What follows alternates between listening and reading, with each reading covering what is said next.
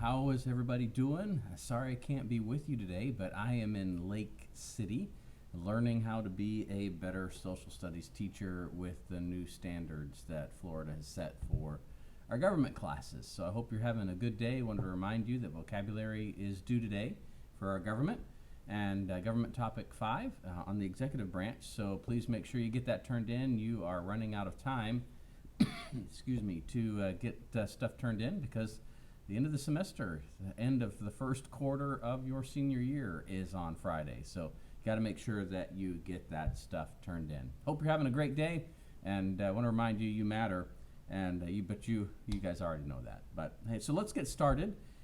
You have on your canvas a slide that says a president cannot legislate, cannot be a judge, and a president cannot declare war. Talk to your shoulder partners there and see if you can remember some of the things that a president can do, even though a president cannot do those 3 things, and we'll talk when you get back. Well, I hope you had some great discussion there. So a president cannot legislate, but a president can make an executive order, and we've talked about that in class. The president that makes an executive order can place the full weight of law behind their declaration, their executive order.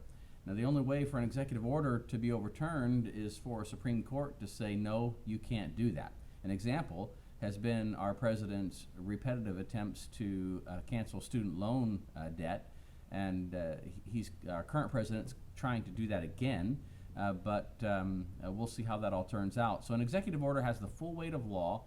Our president also can temporarily place laws on hold. So there are a few laws that our president has put on hold as of Friday in order to continue building the border wall on our southern border in Texas. So there are things that the president can do related to the law, even though they cannot legislate. A president cannot be judged, but a president can provide pardons for individuals, and we've talked about that. Full pardons, partial pardons, clemency, all of those things, and you'll want to remember those because they'll be on the test. And then one of the most interesting things, in my opinion, related to the power of the presidency is that the president cannot declare war.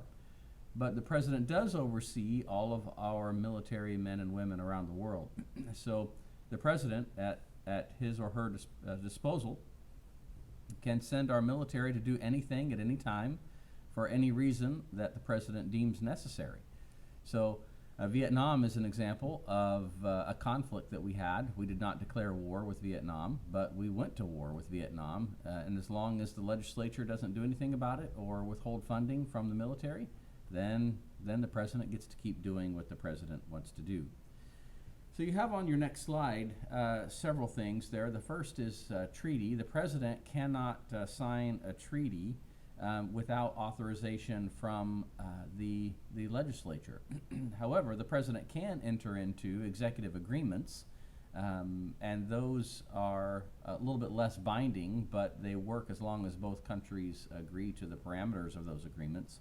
And so the Senate doesn't have to approve them. The president doesn't have to get Senate approval. But again, as long as the president and the other, whoever it is that the president is talking to, agree to it, then they're going to be all right. The president can acknowledge the legal existence of a country, and Taiwan is a big one. So we do not recognize Taiwan officially, and I believe, mentioned on Thursday last week that we have a position of strategic ambiguity with China as it relates to Taiwan. But we do have military service individuals in close proximity to Taiwan all the time. So we do demonstrate our desire to protect them. And then probably the most unusual term that you may not be familiar with is persona non grata. We have politicians all around the world that act on behalf of the United States. They are in homes all around the world, and they act as ambassadors for the United States to those respective nations. And actually, the property that they're on is considered United States property. And Persona non grata is a phrase that's used for a president to either withdraw an ambassador and his or her staff from that foreign country, or to demand that another country remove an ambassador to the United States. This often happens in times prior to conflict or prior to war.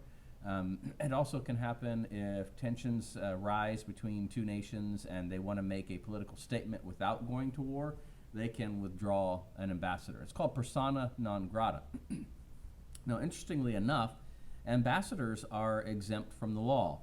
So if an ambassador from any nation commits a crime in the United States, they are exempt from the laws of the United States. So they do not have to submit to the punishment. So if they were to kill somebody, they don't go to jail. They are going to be persona non grata, but they're not going to go to jail. So that's kind of how ambassadorships work. World War II, prior to the bombing at Pearl Harbor, the Japanese ambassador to the United States was supposed to declare war. There was a delay in the translation of the documents, the coded missives that were sent from Japan to the ambassador about what time those things should be delivered. And so because there was a delay in getting the declaration of war to the ambassador from Japan to the United States, the attack at Pearl Harbor happened before they declared war.